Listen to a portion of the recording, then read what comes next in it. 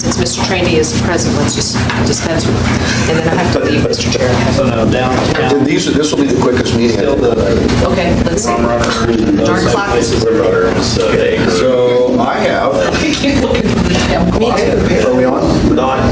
I have 12:02, and the scheduled special meeting of the Public Safety Committee is now in session.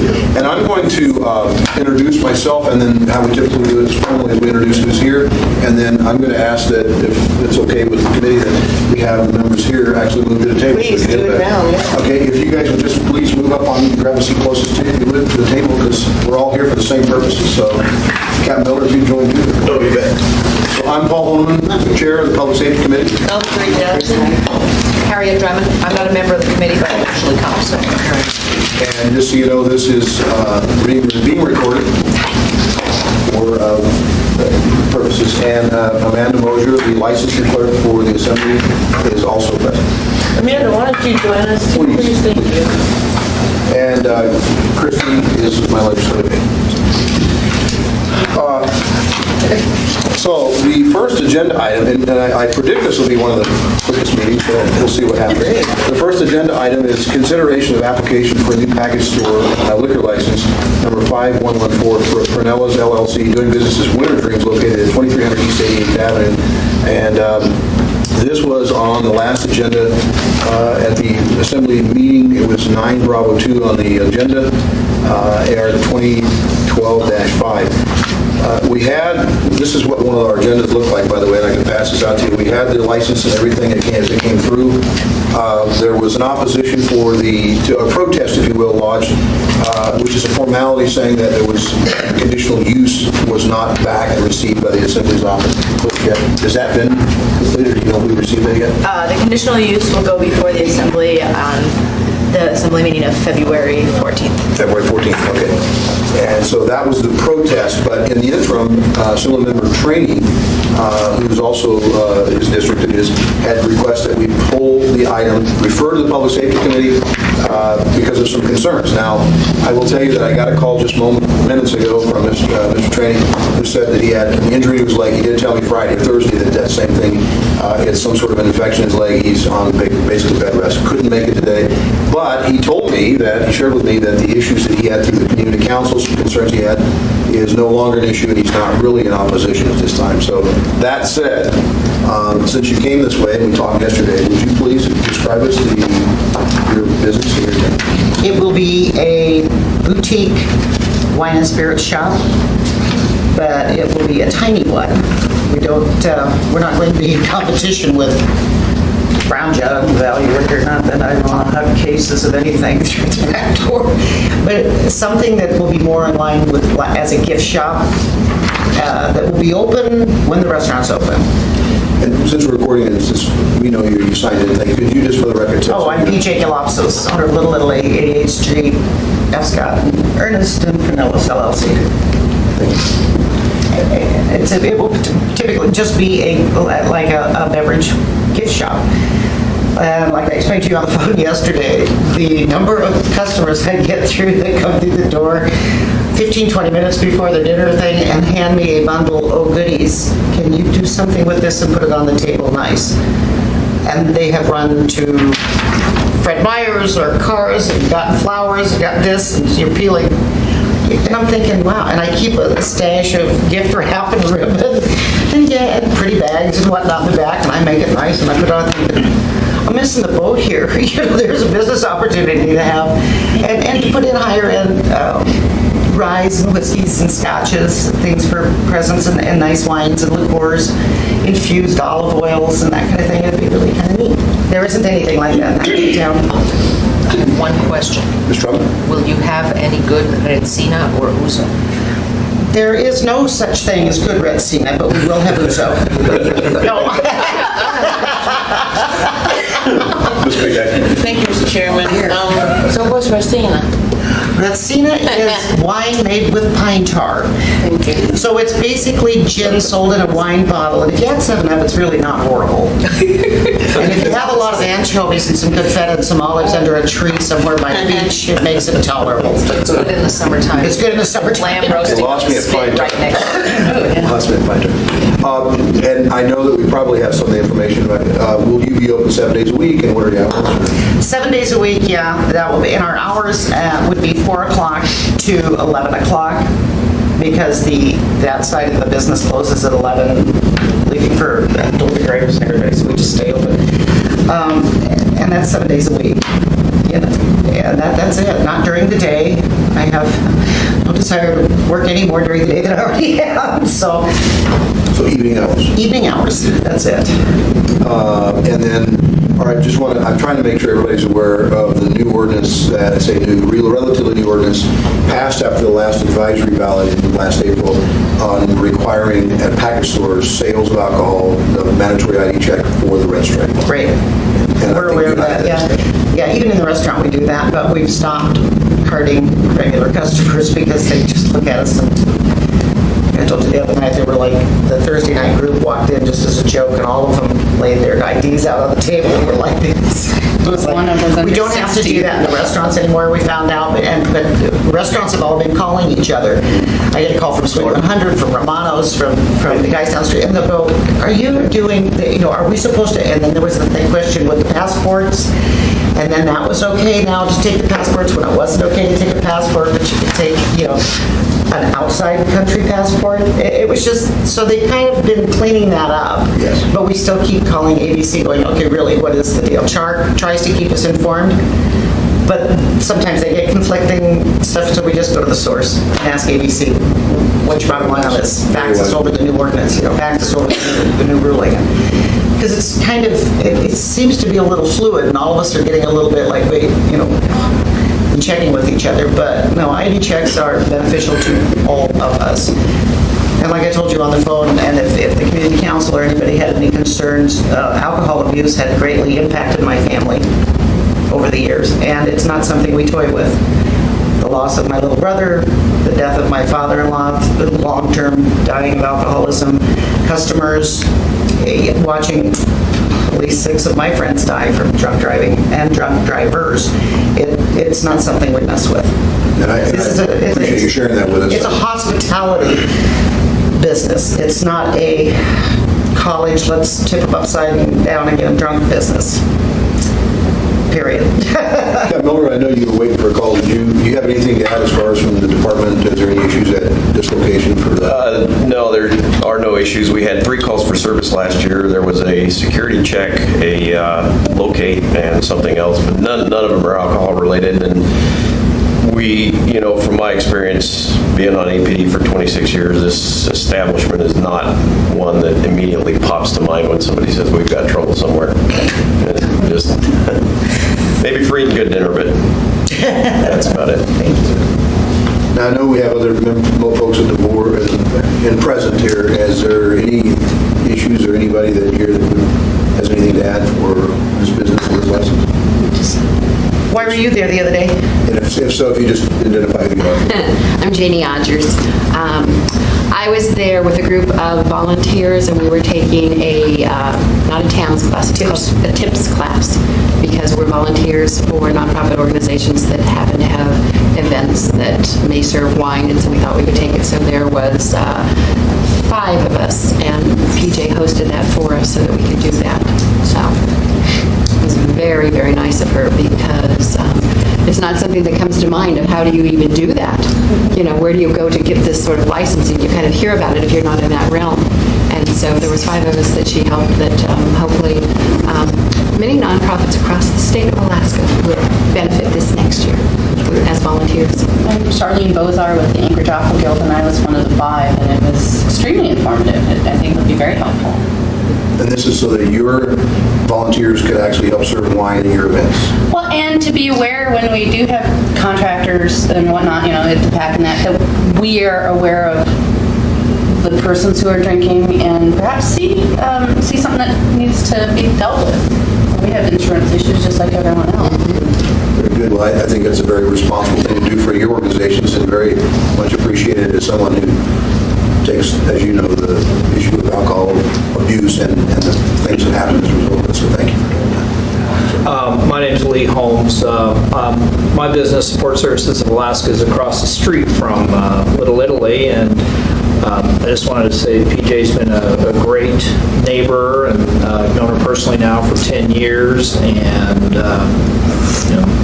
we couldn't ask for a better neighbor in our neighborhood than Little Italy has been for us. So I support everything that she's done, and I go to Little Italy quite a bit, and it's very enjoyable, and like she says, it's not a place where people sit and pound them down. It's a nice dinner place, and they just happen to have wine and beer and now alcohol to serve. So 88th Street Pizza, Little Italy, and now Winter Dreams. Can I add something else? Janie Andrews again. The Anchorage Clay Arts Guild is doing a fundraiser for Chris Bliss, who is a potter who has terminal cancer. We didn't know where we could host that, and PJ is allowing us to host it there for no charge. We are very, very grateful that she's going to allow us to do that. Any issues? Any questions? I'd just like to say that having known PJ for many, many years through the Greek Orthodox Church, she ran the church's wine and beer booth during the festival every August for a long time until Odom took over. No, tell the church, PJ here, tell the church got their own license and they're off my insurance. That's right, insurance was always a big deal. I had to have TAM certified and TIP certified volunteers, again, which is another reason I opened up the private room to these classes, because the liability to an organization, whether it's nonprofit or a for-profit like us, is very great. And especially when you have huge crowds of people, but we get 10,000 people a weekend through there. And it was really an issue. I mean, it was a constant running around, checking, looking, but when Holy Transfiguration finally got their own events permit, I was just doing a little dance. Because it's a kind of a relief. It gets you not literally off the hook, but because you're still part of the organization, you want to make sure everything's good. But yeah, it was... It's your business and your personal... Correct. One question, Charlene Bozar. The 14th is the scheduled for the conditional use permit. Can you explain that briefly? Is there any way to move that up 1 week, perhaps? February 14th is the biggest night for restaurants, almost everywhere. The next assembly meeting before that is the assembly meeting of the 31st. So you would just need to speak to an assembly member about going through the same process that you went through with the Little Italy with the temporary non-objection, because the conditional use permit is on a scheduled timeline. So it is, I think the full period is that date, but you would have to speak to a assembly member. Yeah, that's what we did for the full bar temporary non-objection before Christmas, and we actually approved the full bar at the last meeting. Yeah. The actual full bar license with no objection. It passed during the public hearing session. So Elvie and I will do the same thing. And Right. Mr. Trainee actually will probably join us. Right, I was going to make a comment. Okay, please. As Ms. Drummond just said, we'll do the temporary non-objection, so you don't have to worry about that. But I just want to make one comment. I lived in this town for like almost 30 years, and I've never been to your restaurant, not because I didn't want to, but because I'm such a good cook, But anyway, I've heard, gosh, so many great things about you personally and your restaurant, and I'm just really excited that it's in my district, and I can't wait to come to that little store.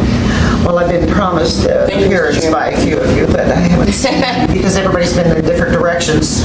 Harriet keeps saying we're coming all out to check it all out. And I'll come check it. I have eaten, I tell you, I've eaten at the restaurant, and I've actually taken away food, because like I say, my son has a place that's around the corner, so we've eaten it. But that said, I would ask that if there's no objection, that the report from this committee would be to oppose the liquor license application, and that we brief report and move forward. Is there any objection to that? No. So that, just so you know, at our January 31st meeting, next Tuesday, this will come back in report purposes. It sounds as if there'll be a temporary non-objection for the license so that you could open for business, pending the receipt of the actual conditional use permit through its process, which will be the 14th, I believe. It's not much we can do about the process. The process has to be followed. So, but the temporary non-object would allow you to open for business, and the lifting of the opposition or the conditional use would just automatically happen once they receive it. Okay. So that's the process. Am I explaining that right, Ben? I apologize, I only heard about The opposition that we had pending the conditional use, receipt of the conditional use, would automatically be lifted. The opposition would then go forward because we just received it and there'd be no issue. Is that correct? So that would go, the report would go to ABC, and then they would no longer see any opposition to your license. And then they're literally, at the end of the day, no matter what we say, they could take what we have to say as a local governing body, and we hope they take it very seriously, but they could actually have a hearing on their board and then decide otherwise. So it really helps that the local governing body doesn't oppose, and I believe that's what will happen. So that would be the recommendation. Thank you.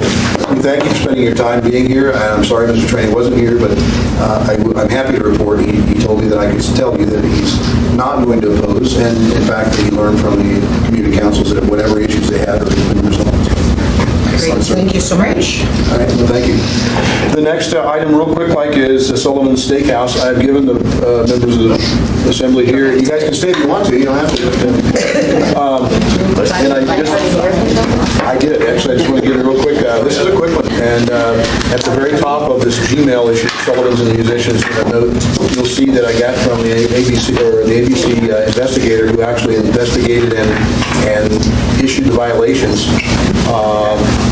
It turned out that this was an issue involving underage employees and the designation permit, how it was designated as a restaurant versus a bar. And so it literally, for lack of better explanation, is some sort of an oversight or clerical issue that should have been done and caught early on. So that's been corrected. The permit is in place, and it allows them to have those employees that initially was the violation, purpose of violation, on the premises for employment. So they are now in compliance. That's the last sentence. In short, they are now in compliance. So there's no issue for Sullivan's on the compliance issue that was listed on their in 9021, which basically you saw yourself, there were some violations. I think it's at 15 violations allowing an underage 21 person to work. So anyway, that's now been resolved. I had heard anecdotally they had addressed it, but I didn't have the statement from the ABC saying it.